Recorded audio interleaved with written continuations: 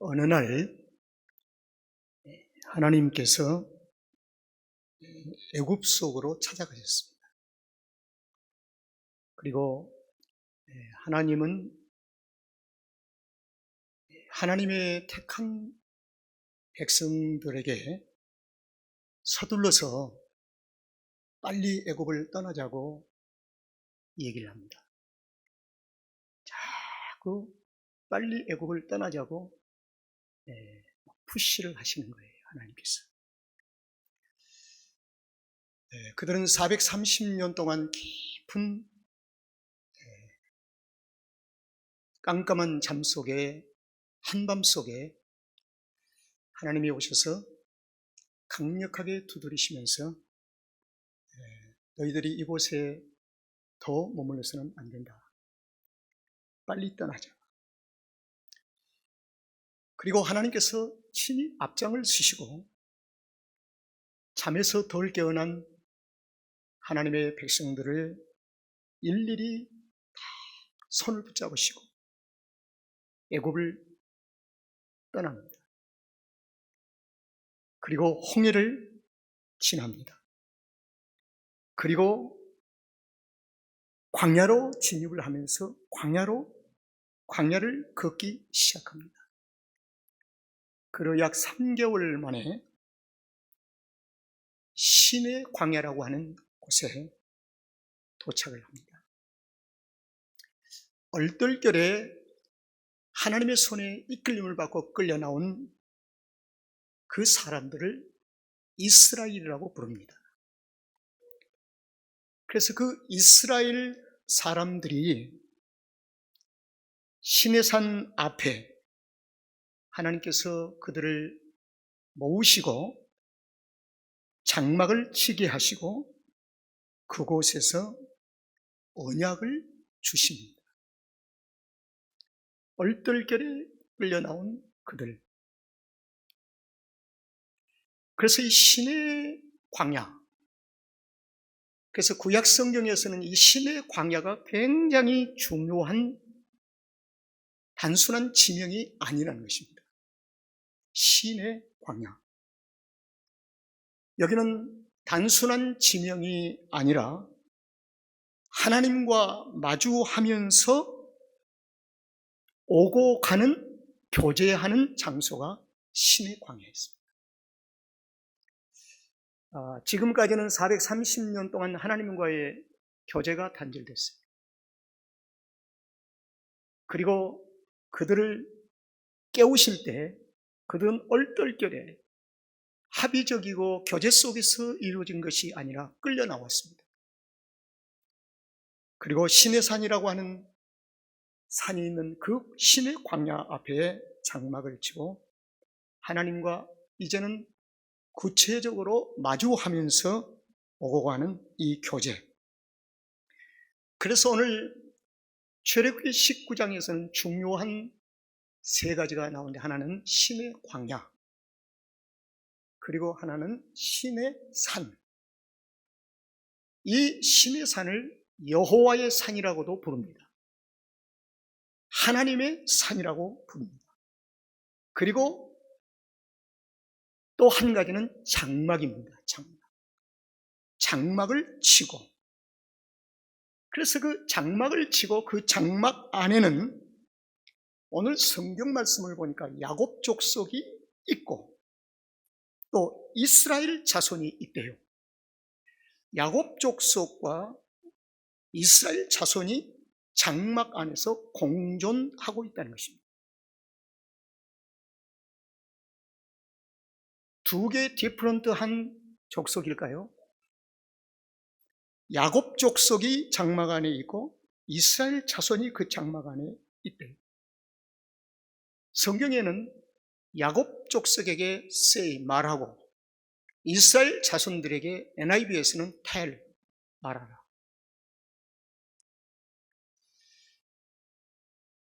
장막 안에 야곱 족속과 이스라엘 족속이 두 족속이 우리에게 던지는 영적인 의미는 무엇일까? 이것을 신약 성경에서 보면은 우리가 예수 안에서 부름을 받은 하나님의 백성들은 우리는 두 개의 장막이 있습니다. 하나는 육신, 하나는 영적인 장막이 있습니다. 야곱은 지극히 육적인 사람입니다.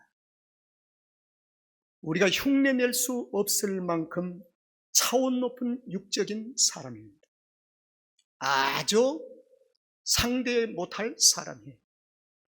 싸움에 능한 사람이에요. 오직 싸움을 어디서부터 배우냐면 어머니의 복중에서부터 에서와 함께 싸움을 배웠으니 그 싸움이 대단하겠지요. 그 싸움은 영적인 싸움이 아니라 육적인 싸움꾼이 됐습니다. 야곱 족속과 이스라엘 자손은 뭘까요? 다시는 너를 야곱이라고 하지 말고 이스라엘이라고 하라.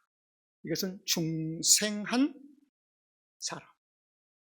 그러니까 지금 시내산 앞에 장막 안에는 야곱 족속과 이스라엘 자손이 그 장막 안에 있다는 것입니다. 그래서 오늘 19장에 보면 야곱 족속과 이스라엘 자손을 한 요절 속에서 소개하고 있습니다. 그러나 하나님과 마주하며 오고 가는 교제 속에서 직접적으로 교제가 안 돼요. 그래서 그 교제 속에서 한 사람이 매우 중요하게 나타납니다. 그 사람이 누구냐면 모세입니다. 그래서 모세의 행동을 성경에서 어떻게 가리키냐면은 산에 오르고 내려오고 내려가고 올라가고 내려가고 올라가고 부지런히 일하고 있다는 겁니다. 부지런히 하나님께는 올라가고 또 모세는 백성에 내려오고 올라가고 내려오고 이걸 모세가 심부름꾼처럼 감당을 하는 것입니다. 하나님의 말씀을 듣고 내려와서 백성들에게 전하고 백성들의 소리를 들어서 하나님 앞에 회복하고 모세, 여기서 이 모세를 중보하는 모세라고 잠시 한번 불러보도록 하겠습니다. 중보하는 이 모세는 장차 오실 누가 퍼뜩 떠오르지요? 누구지요? 예수 그리스도 메시아.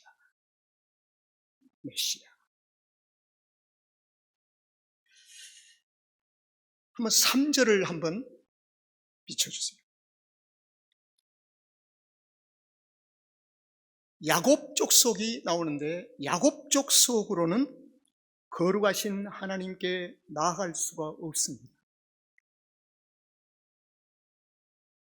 그러나 이스라엘 자손은 거룩하신 하나님께 나아갈 수가 있습니다. 어떻게 해요?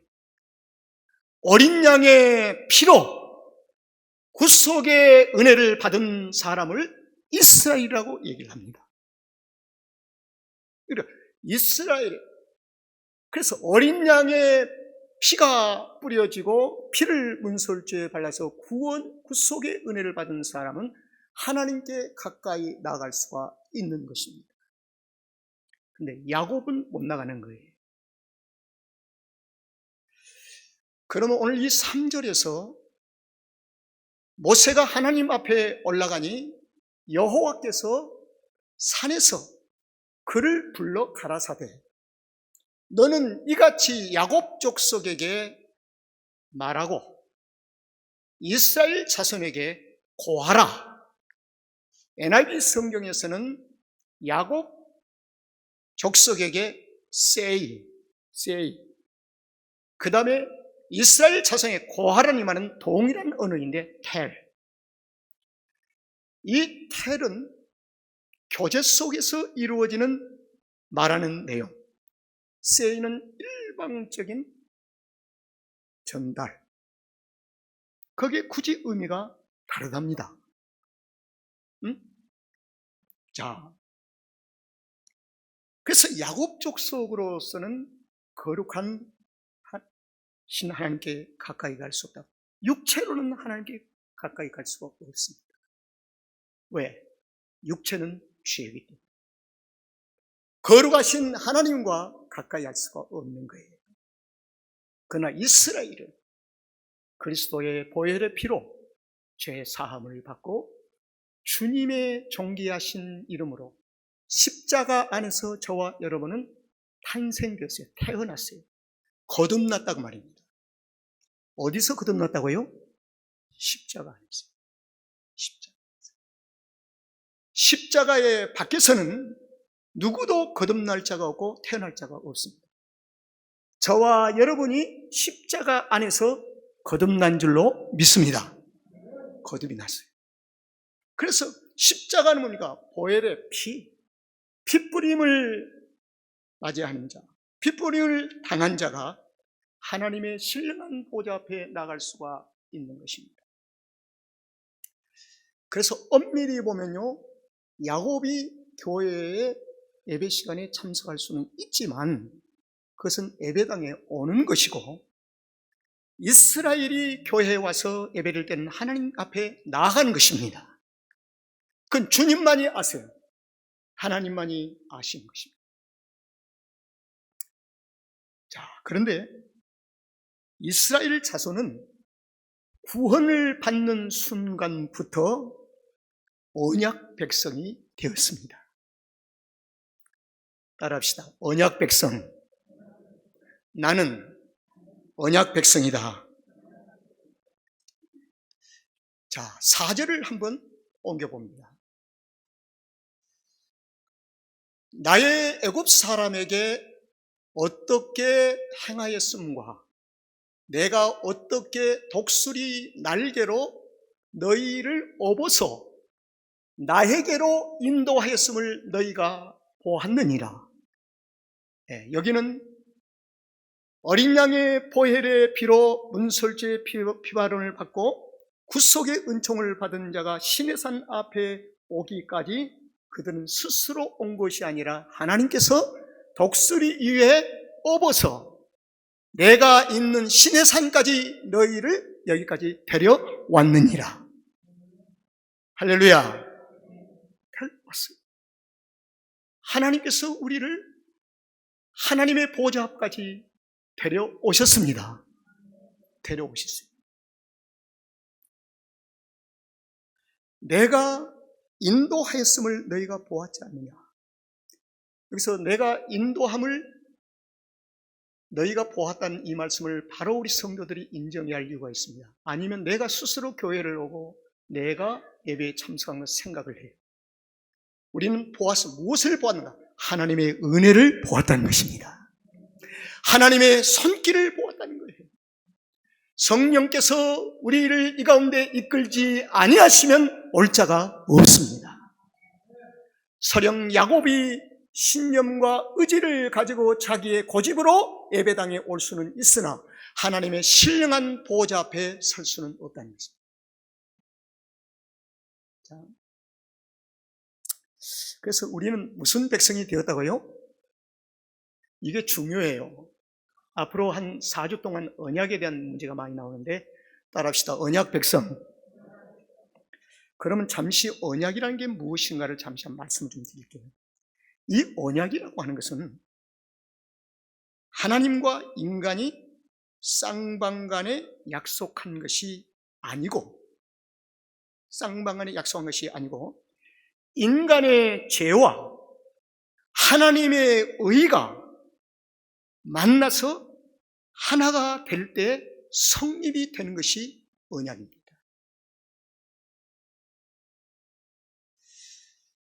여러분, 예수 그리스도의 십자가는 인간의 죄의 본질과 하나님의 의를 가장 적나라하게 보여주는 것이 십자가의 사건이에요. 와, 하나님의 의가 이렇게 무섭구나. 십자가에서 저렇게 처참하게 죽기까지 하나님은 저 죽음을 보고 계시며 받으시는구나. 절대로 죄를 용납지 아니하십니다. 하나님의 의는 죄와 함께 절대로 함께 공존할 수가 없다는 것입니다. 그래서 이 예수 그리스도의 십자가의 사건은 사람의 인간의 죄와 나의 죄와 하나님의 의가 만나게 될 때 아주 적나라하게 하나님의 의를 볼 수가 있는 것입니다. 그리고 죄의 본질을 볼 수가 있는 것이 십자가입니다. 그래서 예수님이 공관복음서 마태, 마가, 누가 복음을 공관복음서라고 신학적으로 얘기를 해요. 그런데 이 공관복음서에서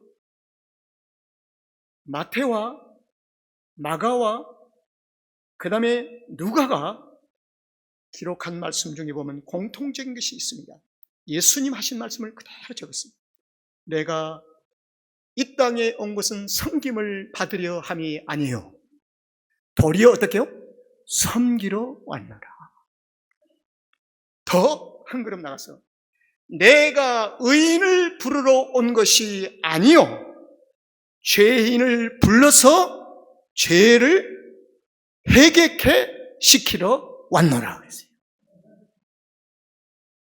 자, 그러면 공관복음서의 저자는 마태는 레위 족속입니다. 전형적인 유대 종교에 속한 레위 족속. 마가는 평민이에요. 피가 섞였어요. 마가는. 누가는 이방인이에요. 그래서 로마서의 말씀을 이루시기 위하여 헬라인이나 유대인이나 모든 열방을 위해서 이 땅에 구원하시기 위해서 오신 주님. 그래서 마태를 부르시고 마가를 부르시고 누가를 부르셔서 공통적인 주님의 메시지가 뭐냐면 내가 너희를 섬기러 왔노라. 그리고 의인을 부러운 것이 아니라 누구요? 죄인. 너희가 죄인이라. 헬라인이나 유대인이나 남종이나 여종이나 다 죄인이니라. 내가 너희를 부르러 왔노라. 그래서 하나님의 언약은요, 인간의 죄를 드러나게 하시고 하나님만 의롭다 하시는 것이 바로 언약입니다. 인간의 죄를 낱낱이 드러내세요. 그래서 광야 40년 동안 하나님의 백성들의 그 심보 속에 깊이 뿌리박은 것을 다 낱낱이 다 드러내게 하시는 거예요. 첫 번째 드러난 게 뭐였어요? 원망. 다 드러내게 하시는 거예요. 죄를 드러내게 하신다. 그리고 난 후에 요한복음 19장 30절에 예수님께서 신포도주를 마신 후에 다 이루었다고 하시며 영원히 돌아가시느니라. 여러분, 우리의 생명의 탄생, 우리의 이 땅의 영원한 고향이 어디입니까? 십자가입니다. 저와 여러분은 십자가에서 태어났습니다. 믿으세요? 십자가에서 태어났습니다. 그 십자가 현장을 아세요? 메시아로 오신 예수님의 그 고통과 고난과 이걸 사랑과 은혜로 표현한다면 우리가 측량할 수가 있을까요? 그래서 복음시대에 살고 있는 성도들에게, 은혜 받은 성도들에게 이렇게 요구합니다. 주의 은혜를 내가 무엇으로 보답할까? 교회에서 아무리 교회당에서 봉사하고 열심히 산다 할지라도 내가 주의 은혜를 무엇으로 보답할까? 안 된다는 것입니다. 안 되는 거예요. 그래서 성도는 이 땅의 생활 속에 봉사의 삶의 생활이 자랑거리로 내 삶 속에 조용히 들어오기 시작하면 심각한 영적인 황폐가 시작이 됩니다. 주의 은혜. 모든 그리스도인들은 언약이 주어졌습니다. 모든 그리스도인들은 그리스도의 피를 받은 자요 피뿌림을 받았기 때문에 언약이 선물로 주어졌어요. 언약 백성이 된 것입니다. 오늘 우리가 출애굽기 19장은요 출애굽기 24장에서 나오는 언약 예식을 준비하는 준비장입니다. 이게. 자, 언약 예식이 있는 출애굽기 24장 한번 7절, 8절을 한번 띄워만 주세요. 자, 이게 출애굽기 24장이에요. 모세가 언약서를 가져다가 백성에게 낭독을 합니다. 그리고 들리도록 얘기합니다. 언약서를 낭독하니까 백성들이 가로되 여호와여 모든 말씀을 우리가 어떻게 해요? 준행하겠습니다. 지키겠습니다. 그 말입니다. 이게 지금 예식에 시작되면서 이게 나오는 겁니다. 그 다음에 요절을 보니까 모세가 그 다음에 무엇을 취하였어요? 피를 취하여 동물을 잡아서 피를 취해서 백성에게 뿌리며 가로되 이는 여호와께서 이 모든 말씀에 대하여 너희와 세우신 언약의 뭐요? 피니라. 그리고 출애굽기 24장에서 언약 예식으로 들어가요. 그러면 오늘 출애굽기 19장은 언약 예식을 앞두고 준비하라고 말입니다. 며칠 동안, 3일 동안 준비하라고 말이에요. 그래서 이 19장이 중요한 거예요. 아주 중요합니다. 자, 19장 5절을 보겠습니다. 세계가 다 네게 속하였나니 너희가 내 말을 잘 듣고 내 언약을 어떻게 해요? 지키면 이제 앞으로 그 언약 예식에 참여하기 이전에 지금 미리 준비시킨 겁니다. 내 언약을 지키면 너희는 열국 중에서 내 뭐요? 소유와 세계 뛰어난 우월함과 민족이 되리라. 꼬리가 되지 아니하고 하나님께서 우리를 머리 되게 하신다. 하나님께서 그래서 모든 그리스도인들은 영적인 지도자입니다.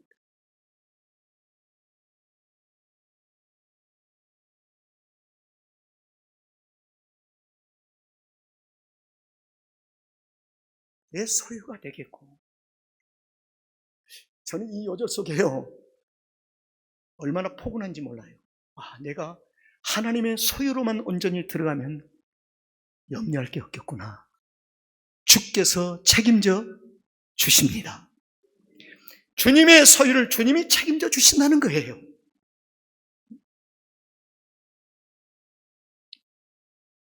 그리고 6절에 의해서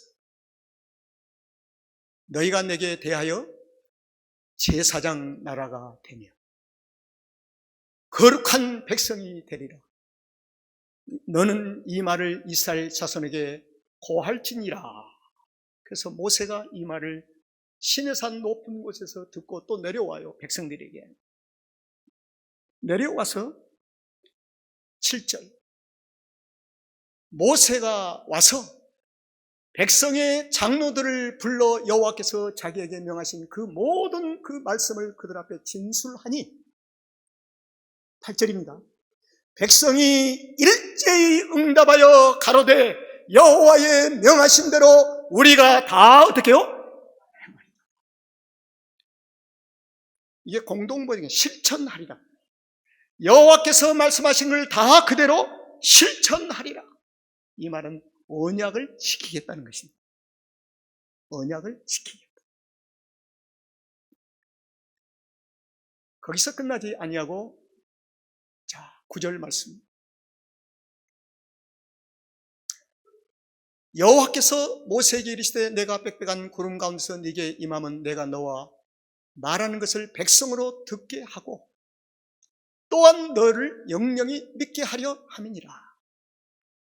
모세의 개인을 믿게 하는 것이 아니라 모세에게 주신 하나님의 그 소명을 믿게 하리라.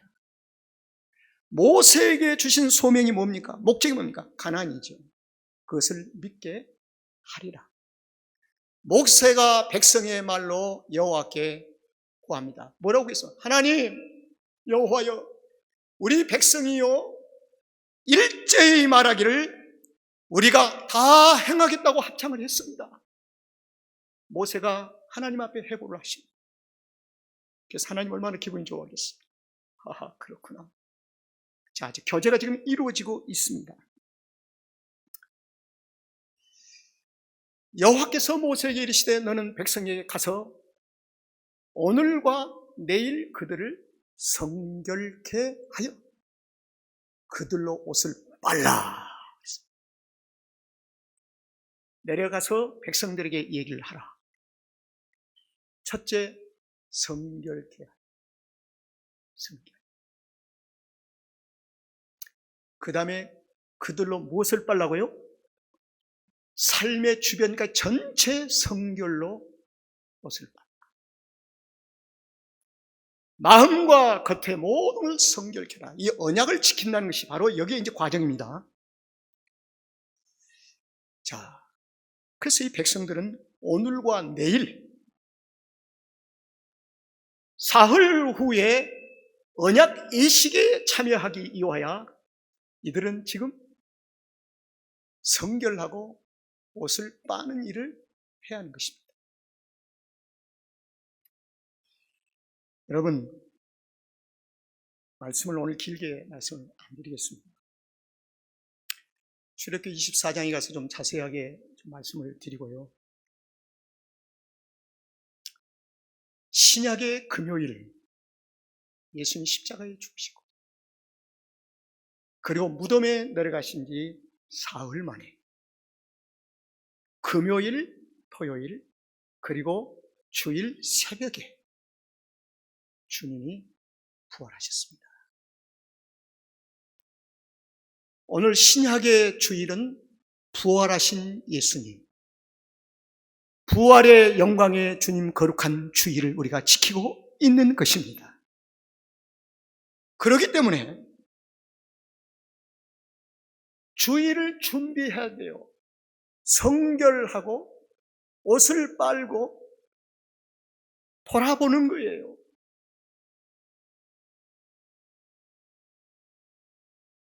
목사도 월요일부터 주일이 가까워지면 더 긴장이 돼요. 다 긴장이 돼요. 자유함을 좀 누리고 싶은데 긴장이 되어져요. 그리고 가정에서도 목사는 좀 아내와 말수가 좀 줄어듭니다. 불필요한 말에는 부딪히지 않으려고. 그래서 묵상하면서 그리고 주일 아침에는 새벽에 4시 반 5시에 일어나서 초긴장해서 말씀 앞에 무릎을 꿇고 얘기합니다. 주여, 이 말씀이 오늘 저에게 주는 말씀이 무엇입니까?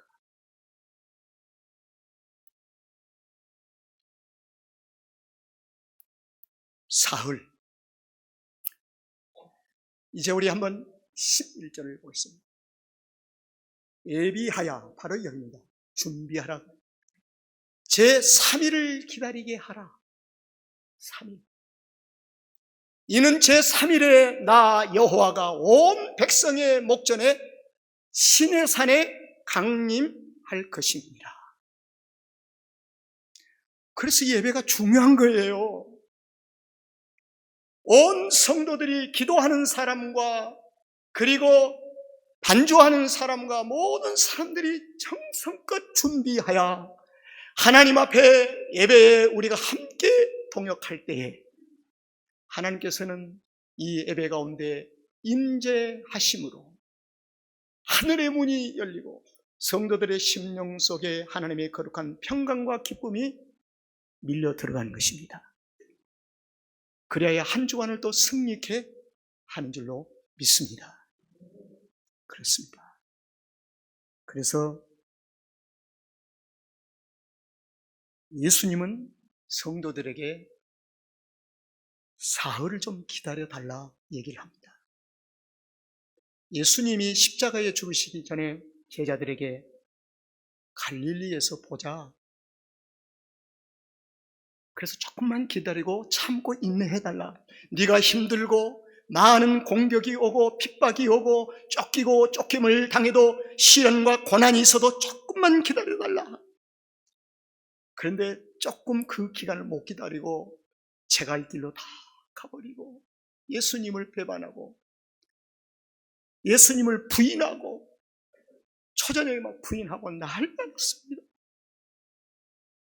여러분, 성도에게는 인간이기 때문에 하나님이 우리 연약함을 알고 계세요. 그렇기 때문에 무작정 참으라고 하지 않습니다. 성경에서 상징적인 숫자로 3일을 기다려라, 3일을 인내하라, 오래 참고 기다리면 내가 너희 가운데 강림하리라. 강림하리라. 그래서 다가온 새해는요, 인내하고 기다리는 그 영적인 성숙함이 내 안에 자리하도록 우리 기도합시다. 자, 제목으로 이제 다시 한번 비춰주세요. 내가 세워진 언약을 지킨다면 내가 강림하리라. 성도의 삶에 여호와께서 강림하면 끝날 겁니다. 모든 것이 됐으니 끝나는 거예요. 하나님이 내 안에 강림하시면은 역사가 바뀌어버려요. 뭐 기도 제목, 뭐 힘들고 어려운 거 치워달라 할 필요도 없어요. 여호와께서 내 삶 속에 강림하시면은 그 다음부터 역사가 일어나는 거예요. 여러분, 말씀에 의지해서 금을 내리기를 주의 이름으로 축원합니다.